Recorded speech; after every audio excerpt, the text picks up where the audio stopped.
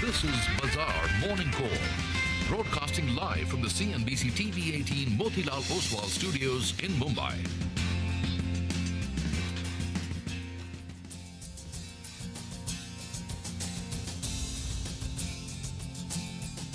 Good morning, you're with us here on a fresh new edition of Bazaar Morning Call. Friday morning, last day of the week and heading into a long weekend. That's the setup this morning. We are coming to you from the CNBC TV 18 Motilal Oswal studios. I'm Prashant and as always with me, my colleague Sonia and Nigel. Guys, hi, good morning. Hi, good morning. I like that chuckle at the end, you know, the long weekend coming up, so moods are always good. Well, that's right, and I'm not sure what kind of sales are going to be on offer. Normally, Thanksgiving weekend, you have a lot of online sales. So I'm a little worried about what's the thought process at home, but it could hit the wallet. But nonetheless, I believe there are very, very good offers, so keep your eyes open for the weekend as well. These are offers where? On Indian sites or? Indian sites as well. Indian sites as well. Actually, Black Friday is a very Western concept, but now I guess even, you know, the brands in India are just making the most of it. Everybody's celebrating everything, so why not make people spend, right? And it hits the wallet at the end of the day. So. All right, well, you know, we are in a way a little alone this morning because we don't have sort of the handoff from Wall Street, the typical handoff. That's what we would typically start with. So you don't have that. US markets last night were closed. So both stock and bond markets were closed. That was the Thanksgiving holiday. And, you know, when they open later tonight, they will open, but it's for a shorter duration. They will close early once again. So the point is, globally, there's not going to be very much by way of action one way or the other. Most of Asia, etc., also is very, very thin kind of action. Price movements can seem a little exaggerated because of lesser participation. Just one thing, I mean, you know, the indication is that yields for the period that they will open, yields perhaps will open a little higher. You had some data from Europe, UK PMI, etc., which is stronger than expected. Yields in Europe rallied. And it looks like, at least you know, based on that, US yields perhaps are indicated to open about 3, 4, 5 basis points higher. So that's a short bit. Markets here, back to the home ground, are playing pretty much a waiting game, right? Nifty is still stuck in a range. I mean, the close yesterday was absolutely flat, almost unchanged after a full day of trading at about 19,800. And it's been that way for the last few sessions now. The levels don't change very much. On the way up, the resistance is at about 19,875, which is exactly 75 odd points away from where we are. The support, that's the 40-hour exponential moving average that changes day on day, but that now stands at about 19,743. Again, about 60 points away from where we left off yesterday. So this is the very near-term kind of setup, both on the upside and on the downside as well. Bank Nifty is still, I would say, despite yesterday's third of a percent move higher, still the weaker of the two indices. As we've been saying, it's not even gotten to that 38% retracement of the fall. So there, you know, the easiest or the path of least resistance, looking at the last many weeks of action, seems to be down rather than up. But for that to pan out, 43,970 should not be taken out on the upside. I mean, the index should not run away on the upside. That's the level if the sort of preferred outcome has to play out. On the way down, as we said, Nifty Bank perhaps can head to, can make a move, can make a dive to about 42,830 kind of levels or so. Just two more things. You know, we've been talking about holidays for US, etc. Monday is a market holiday for us as well. So it's an extended long weekend. Then you will come back on Tuesday. There's 4 days of trading. And then on the 3rd of December, which is next Sunday, you've got state election results for the 5 states which went to polls. And increasingly, the conversation, the focus is sort of, you know, moving to asking the question, not whether market kya lagta hai, but election kya lagta hai, you know. What are the results going to be? How's MP doing? How's Rajasthan? How's this? How's that? I mean, so I think a lot of the tone, tenor, texture, and the conversation will move to that progressively over the next couple of days. And whatever you may feel, I mean, at least in the very near term, if the sort of result is a surprise as opposed to market sentiment, trading-wise, it does make an impact. Of course, slightly medium to longer term, markets move on and look ahead. That's been the experience always. But just keep that in mind as well. The conversation is starting to move towards the election outcome, which is just the weekend after this one. The GIFT Nifty will come up on your screen. I think not very much to expect there or see there. Absolutely flat. We're at about, 19,000. 867. Sonia. Absolutely, and this has been a buy and dips market through and through, right? So the texture of this market is still very positive. It's just that in the near term, as you said, there are some big triggers that this market is looking at. So maybe it would want to take its catch its breath a little bit. But having said all of that, the Nifty has been holding on to the 19,800 mark. We don't have any global cues this morning, but the trend, I believe, is still on the upside. The buy and dip strategy is something that is intact. Both foreign and domestic institutions bought in the cash markets yesterday. So FIs bought 255 crores, 450 crores from DIIs. The amount of buying may be small, but the trend is on the upside. That is the important part.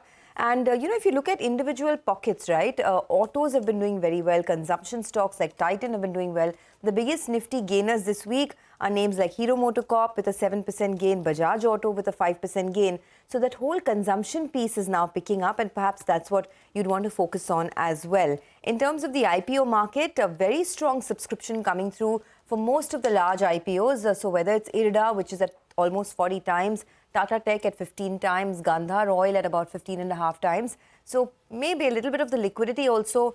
There's no movement in the market because a little bit of the liquidity is going into the primary market. So keep your eye out on that. But otherwise, it's a fairly positive market. Yesterday, the bank Nifty saw some traction as well, almost 150 points higher. So I would keep the banks on your radar. And then, of course, the primary market action is also heating up. But largely, you'd have to say a positive move coming through. Well, that's right. It continues to remain an uptrending market, I would say. Till that May, the 19,500 odd level holds out in the near term at least. And yesterday, a couple of observations with regard to the institutional activity. Yes, the institutions are net buyers because the FI and the DIs, both of them were buyers. But the gross volumes are 10% lower than what we've seen on an average in November itself. 10% or more. So the FI activity is not as much as what we have seen. So the institutional activity will get a better trend from next week before they go off for their Christmas holidays. That's one factor I just wanted to put out there. The 19,875 we've been mentioning for the last few days that is the resistance level. And just take a look at it. The last week or so, we have hit that level twice, almost identical levels as what we saw yesterday as well as on November 16th. So that's a line in the sand. Very, very important level. The bears want to defend that mark. Now, we have been broadly in this 1,000-point range. First, we corrected from around 19,800 to 18,800.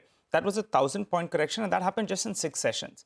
And then we have clawed back to around this 19,800 odd mark. But that climb has been a little bit, more difficult in comparison to the fall because we have taken 20 sessions and we've still not got past that 19,850 hump. So that's one point out there. The other factor that I'm looking at is the FI positioning, and that's not changed much. So the long positioning is at around 21%. Shorts are around 79% odd. What's the options data telling you? Yesterday, you had the weekly expiry played out. Now we're looking at the next series. That's the coming Thursday where we'll have both the monthly as well as the weekly expiry will take place. And on that strike, you have 2 strikes that are very, very active. On the upside, the 20,000 call, well, that's active, premium around 60 rupees. And at the 19,800 put as well, you have an identical premium of around 60 rupees. Out there, you have the total open interest at around 66 lakh shares. So this is the broad range that you're looking at in the near term. The rough 400-point range that you're looking at. So since you're seeing the highest amount of open interest at around that 19,800 put, your support comes in at around the 19,730. That's just for the day. You don't want that to break on a closing basis since it has the highest open interest at 19,800 put. On the upside, gone to 19,875, not able to cross it. So that's the near-term resistance that we're talking about. The good news, though, was yesterday we saw the Nifty Bank come to life. And it did a marginal outperformance in comparison to what the Nifty did. What are the levels you're looking at on the Nifty Bank? We have been mentioning for the last 10 sessions or so, it's been able to defend the 20 as well as the 200 DMA. But on the upside, you'd like it to get past the 50 DMA. That's at around the 44,000 odd mark. So that's the crucial level you're looking at. You wanted to defend this 200 DMA, and on the upside, you wanted to get past that 44,000 odd mark. Remember, towards the end of trade, things can get a little bit more volatile because some may not want to carry positions into a long weekend. So let's see how it goes. But it's an uptrending market. 19,730 is the crucial level on the downside. Okay, well, we all three, I think, put together said long weekend about 20 times. So we're gonna say it many times through the day in case anyone forgets that it's a long weekend coming up. I think this is the last holiday till Christmas, I think. Oh dear. But Christmas is not far away. I am off on 21st, 22nd. So.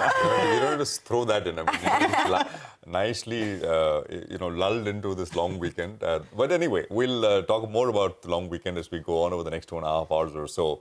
But before we go any further, let me quickly tell you what's lined up here in the first half hour of the show. We get you updates from markets across the globe. Richard Harris of Port Shelter Investment Management will be joining in to discuss the global setup. Our research team will get you CNBC TV 18's list of top 10 stocks for the day. At 8:30 this morning, we'll have Pramod Amte of Intred Capital, who will talk about what he likes strategy-wise and stock-wise as well. Stay with us. Okay, so let's begin the show with some equity views coming in. Mahesh Nandurkar of Jefferies says that they had raised the cash tactically in their model portfolio in early September, which they are now deploying as the key macro concern of higher US yields, rising oil prices and near-term state election results have subsided. He says their conviction on capex cycle theme continues unabated with a specific focus on housing, power, amongst other industrial sectors. He also says they are adding Coal India, Honasa, Eicher Motors, NTPC, HDFC Bank and ICICI Pru Life at the cost of cash, Marico, Maruti, Power Grid and NBFCs. Let's get you some money market views as well. V. Lakshmanan of Federal Bank says the volatility in rupee continues to be subdued, even though the dollar index is languishing around a 2-month low, while Chinese yuan and other Asian peers are at a 4-month high.